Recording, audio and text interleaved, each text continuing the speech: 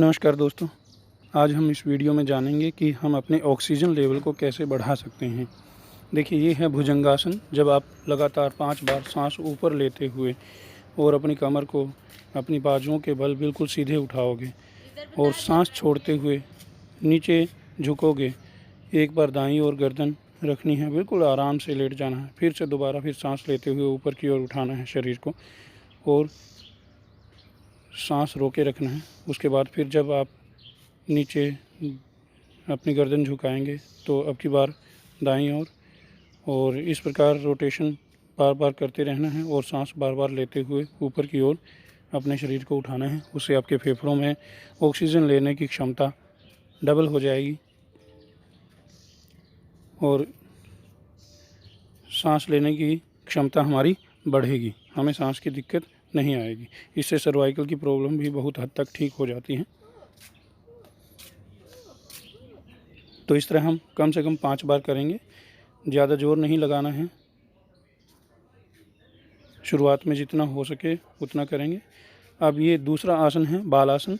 बालासन इसलिए नाम रखा गया है क्योंकि जिस प्रकार बालक ऐसे निश्चिंत मुद्रा में सो जाते हैं, उसी प्रकार हमें ये 90 डिग्री पे अपना हाथ आगे की ओर मोड़ना है। एक हाथ पीछे शरीर के साथ सटा करके रखना है और दूसरी टांग भी 90 डिग्री के ऊपर मोड़ करके और लंबे लंबे सांस लेते हुए, गहरे सांस लेते हुए लेटे रहना है थोड़ी देर।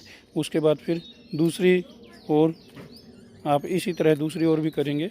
तो जब आप लंबे लंबे सांस लेंगे तो हमारी सांस लेने की जो कैपेसिटी है वो बढ़ जाती है। अब हम दूसरी ओर से इसको करेंगे। ऐसे ही 90 डिग्री के एंगल पे आप पैर भी और हाथ भी दोनों मोड़ेंगे और फिर से लंबे लंबे सांस लेते हुए आप थोड़ी देर लेटे रहेंगे। आप ये आसन करने से पहले एक बार अपने ऑक्सीजन लेवल को चेक कर लें और उसके बाद ये आसन करने के बाद, ये प्रक्रिया करने के बाद फिर से आप एक बार ऑक्सीजन लेवल को चेक करेंगे। आपको देखिएगा 2 या 3% आपको ऑक्सीजन कम से कम बढ़ी मिलेगी। और अगर हम रोज़ाना करते हैं तो उससे और ज़्यादा हमारा ऑक्सीजन लेवल बढ़ा रहता है। अब ये देखिए, इससे भी हमारे ऑक्सीजन लेवल में या सांस लेने की जो क्षमता है उसमें वृद्धि होती है।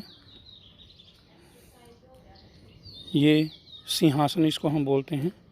और जब सांस छोड़ेंगे तो अपनी पीठ को ऊपर की ओर उठाएंगे और अंदर की ओर गर्दन को झुकाएंगे। फिर से सांस लेंगे, अपनी गर्दन को ऊपर की ओर मोड़ेंगे और कमर थोड़ा सा अंदर की ओर झुकाएंगे।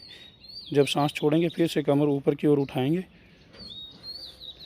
तो इस तरह सांस लेते समय गर्दन बाहर की ओर और सांस छोड़ते समय गर्दन ऊपर की ओर और कमर ऊपर की ओर।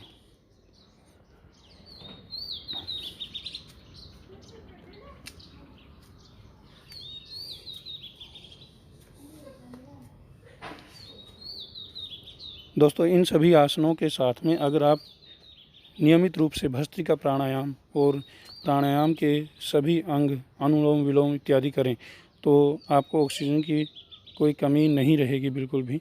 और साथ में आपको कोरोना से डरने की भी कोई ज़रूरत नहीं है। वो फेफड़ों के ऊपर बहुत कम असर